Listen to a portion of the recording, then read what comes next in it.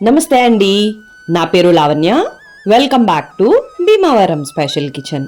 ఈరోజు నేను మీకు హోటల్ స్టైల్లో టొమాటో చట్నీని ఎలా తయారు చేసుకోవాలో చూపిస్తున్నాను అండి.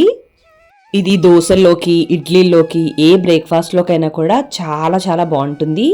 దీన్ని తయారు చేసుకోవడం కూడా చాలా చాలా ఈజీ అండి. మరి దీన్ని ప్రిపరేషన్ ఏంటో చూసేద్దామా?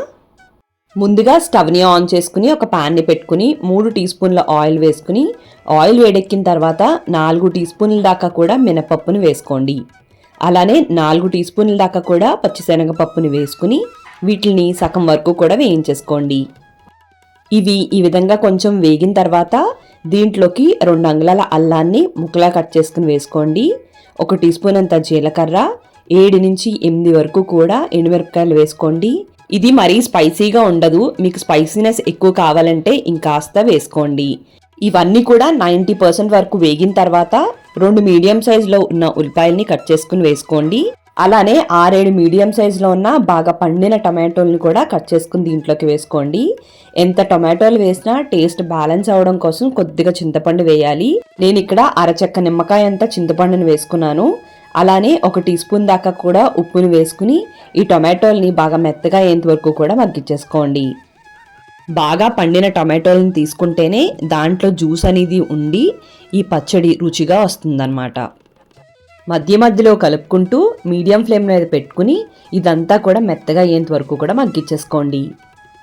టొమాటోలు ఈ విధంగా మెత్తగా మగ్గిపోవాలండి. మనం గరిటితో వీటిని ఇలా మెదపడానికి ట్రై చేస్తే ఈజీగా మెత్తగా అయిపోతే ఇవి ఉడికిపోయినట్టు. ఇప్పుడు స్టవ్ని కట్టేసుకుని ఇవన్నీ కూడా పూర్తిగా చల్లారేంత వరకు కూడా పక్కకు పెట్టేసుకోండి. పూర్తిగా చల్లారిన తర్వాత వీటిని అంతా కూడా మిక్సీ జార్లోకి ట్రాన్స్ఫర్ చేసేసుకుని అలానే వీటితో పాటు 4 నుంచి 5 వరకు కూడా వెల్లుల్లిపాయలను వేసుకుని కొద్ది కొద్దిగా నీళ్ళని పోసుకుంటూ దీన్ని మెత్తగా గ్రైండ్ చేసేసుకోవాలి.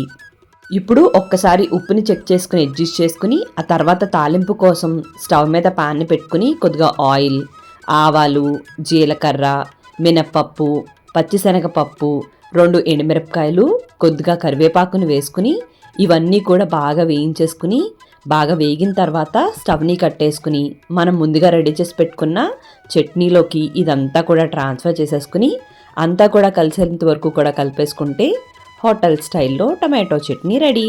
మరి మీకు ఈ వీడియో నచ్చినట్టయితే తప్పకుండా లైక్ చేయండి, కామెంట్ చేయండి, మీ ఫ్రెండ్స్కి, రిలేటివ్స్కి అందరికీ షేర్ చేయండి.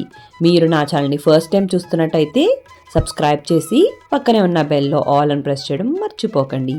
థ్యాంక్ యూ అండి. మళ్ళీ వీడియోలో కలుద్దాం.